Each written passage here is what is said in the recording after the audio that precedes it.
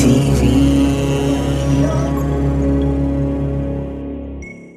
I asked a few questions online and I found it interesting that more people, relationship success was with African men born and bred in Africa. He was in his late 30s and I was in my early 20s. I was 21 at the time. And he was like, I'm not looking for a girlfriend. I'm not looking to mess you around. I'm looking for a wife. So I think there's that fear as well. I did see one comment of someone saying that they don't know if they want to use them for a visa, which is quite scary as a woman. I want a husband at all costs. Don't feel bad for having the desire for companionship and marriage, but I think do watch it that it doesn't become desperation and that you do it by all means possible.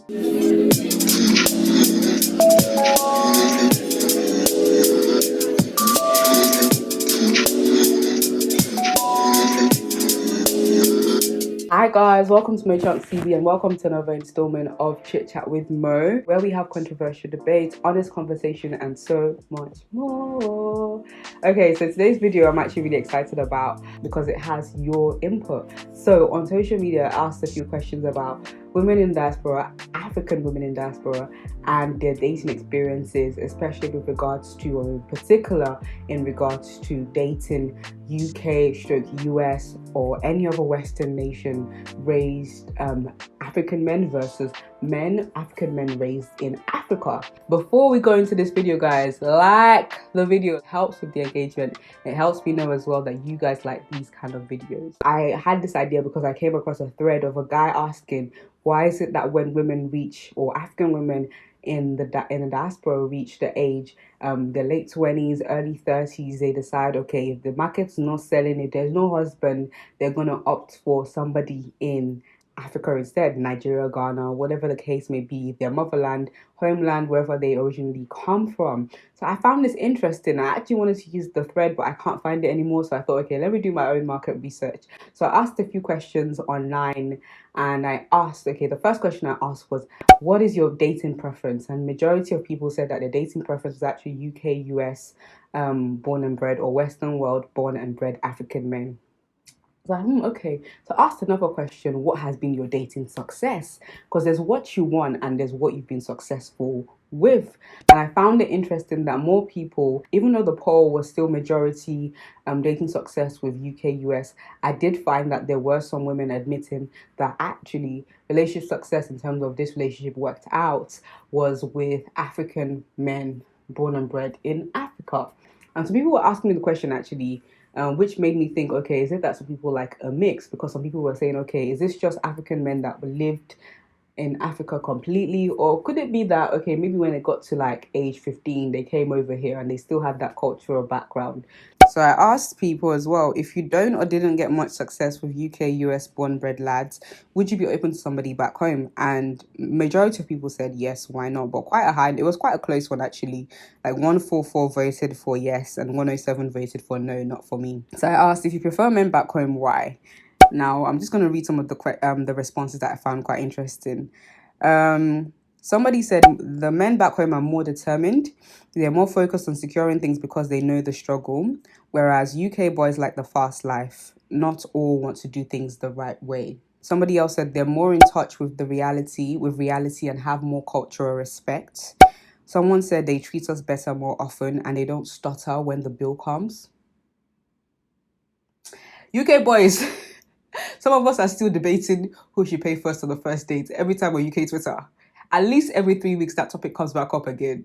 Like, come on, do better, okay? Someone said also they're less likely to be colorist or racist to their own dark-skinned black women.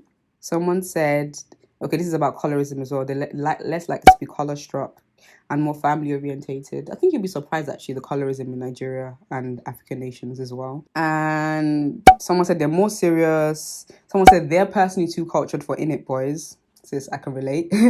Generally, there seems to be a thing about culture. Someone said they like the accent of African men better. Someone said they want to move back home one day. And someone said, I'm into a man that's into me. It's not about where he's from. It's more about whether he's in love with you. Kind of stole my commentary later. Let's just go on Twitter as well and read some of the responses. Because some people DM'd me, actually. People are more saying they like a mix because of the cultural background. When I asked, okay, why wouldn't you go for somebody back home? And things that came up were things like mentalities. The mentalities are different.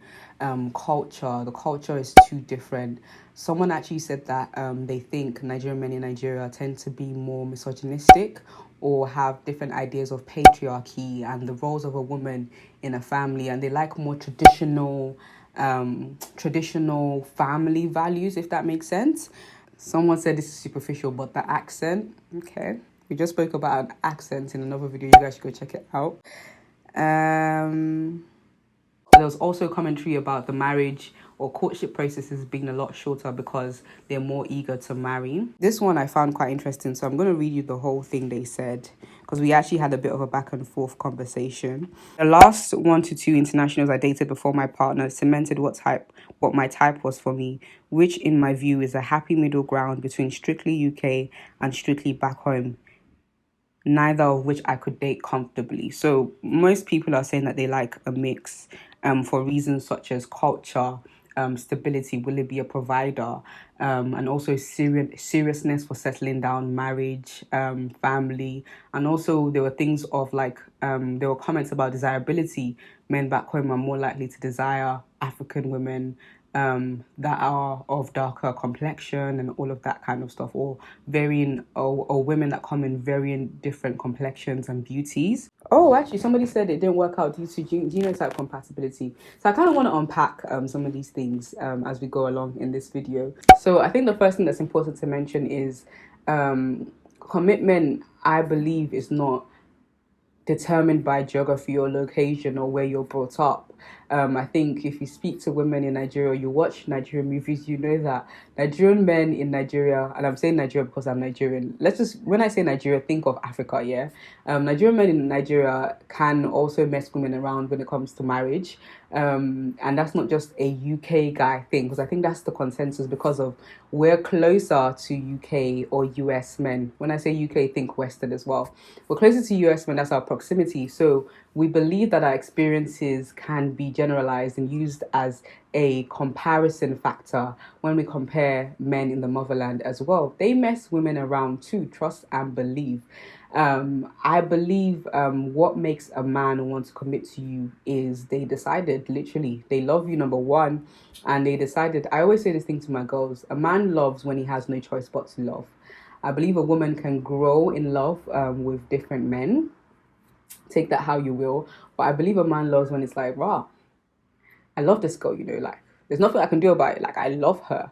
And when a man is in love with a woman, when a man loves a woman, he will commit to you. So I think perhaps the lack of success with the men that you might have had, if you've had lack of success, it's not necessarily because generally UK boys don't want to settle down. I think it's just because in those particular scenarios, and I say specific and particular for a reason, that just wasn't the right situation for you. So I think let's be careful when we generalize about, oh, they're more serious and ready for marriage. Now, I've personally had 2 proposals from guys that were more based back home. One I met here at a family event, and he was very eager for marriage. So I get it when you guys say, okay, these guys want short courtships, but I also believe that was because there was an age difference between us. It was in his late 30s and I was in my early 20s. I was 21 at the time, and he was like, I'm not looking for a girlfriend, I'm not looking to mess you around, I'm looking for a wife. And I always joke around with my sisters and say, yo, like, if I married that guy, I probably have like 3 kids by now. I don't know what would have happened to MCTV,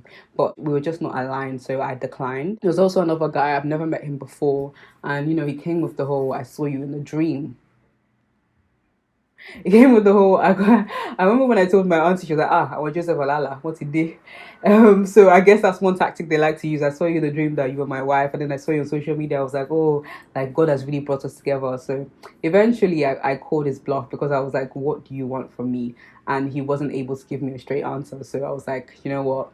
Maybe not in this particular scenario. So I've had proposals from men that are based in Nigeria, and there has been, okay, should I go for it? Because even my dad, like, I remember he used to like call me and be like, oh, why don't you just come to Nigeria, do your NYSC, you'll find someone like, because I'm very Nigerian, I'm very cultured, I'm very like in touch with my roots. So my dad was thinking, okay, maybe you need to try somebody back home. My question with that is, if you go on to marry somebody in the motherland simply because it's not working out for you in the UK or US or in the Western world, does that mean you actually love the person, or did you marry them or go for them out of desperation? I think if it happens, it happens. You were on holiday, you went to visit your family back home. Like my dad lives in Nigeria. I went to, if I not that I came there to meet a guy, but if I just went there, peradventure I met somebody and we fell in love. That's more authentic and that makes more sense to me. But I think what screams desperation is when you pack your bags and say intentionally, it's not working for me over here. My market's not selling over there. Let me go back to the motherland, because then you just take whatever comes, because it's just like, I want a husband at all costs. And I think that's a very dangerous territory to press into, especially when you're older and you're like, the pressure's there. My mates are getting married. Me too, I want to marry. I want to be stable. And these are valid feelings. Like, these are not, don't feel bad for having the desire for companionship and marriage. But I think do watch it that it doesn't become desperation, and that you do it by all means possible. Of course, if African men are your preference, and you prefer that anyway, but I think when you start to twist what you want because of what's available, you're in dangerous territory. And I actually know a few people that were based here and they got connected and married somebody perhaps in their past, that they knew before, so they could vouch for like their integrity, their character. It's just that they got reconnected. Time had passed, there were sparks between them, and they've had successful marriages. However, I've also heard of from a friend who their cousin married someone, and 2 years or so after they had a baby and everything, this guy got his stay. Because of course, when you marry somebody from a different nation and you come over here, I'm not sure how the laws have changed recently, but I know they can get their stay through you. So there's also the danger of, okay, is this person using you as a VisaBaes? That's the original VisaBaes before VisaBaes became VisaBaes. You feel me? In that particular scenario, it was discovered that that's all he wanted. And I'm sure a few other women have experienced that, even older women, not just 20s and 30s, even older women that might have brought somebody, they might be divorced, second marriage, brought somebody over here, and man, they found out that this guy wasn't really into them the way they thought they were into them. So I think there's that fear as well. I did see one comment of someone saying that they don't know if they want to use them for a visa, which is quite scary as a woman. But again, like I said, with the ones that were successful, I know there was a lot of like integrity vouching for and character vouching for. But even then, people change. So it's honestly by the grace of God to have a successful marriage. But moving on to my next point, I kind of want to challenge this point that kept coming up about cultural clash. Now, this one is more for my women who are believers and they are Christians, and you have an idea or an understanding of Jesus culture. Now, I'm a big believer in, okay, rep your roots, Nigerian culture. Me, I'm a big Nigerian, I'm a fan of Nigeria. Like everything, I live and breathe Nigerian-ness. Even as I'm, you can get me out of the country, but you can't get the country out of the girl. That is who I am. I'm proudly Nigerian. However, I'm also proudly a Jesus follower. My character does have foundations in my Nigerian culture, but it's highly refined and defined by Jesus culture. So my question to you guys as well is, what is cultural clash where there is Jesus culture, which is the found or should be the foundation of and the bedrock of your marriage? Even when it comes to marrying people that are not the same culture as you, even if you're in the same country, what is a cultural clash when the Bible is the fundamental, let me not say rule book, or is the guidelines to how you live, relate with one another, and also is the guideline for the fruit that you bear in your life? I strongly believe if a guy is living in Nigeria, yes, there are some backwards mindsets. I'm going to admit and say, yes, there is misogyny can be rife with some of them, not all of them, trust me. Some have been very, very, very well brought up. But there, with some, yes, misogyny can be an issue. However, if somebody, the most misogynistic person, comes to Christ and adopts a Jesus culture and he comes over to another country, there shouldn't be any issues. Yes, he might have to adapt when it comes to certain things, certain just general ways of life. If you move to another country, they do things differently there.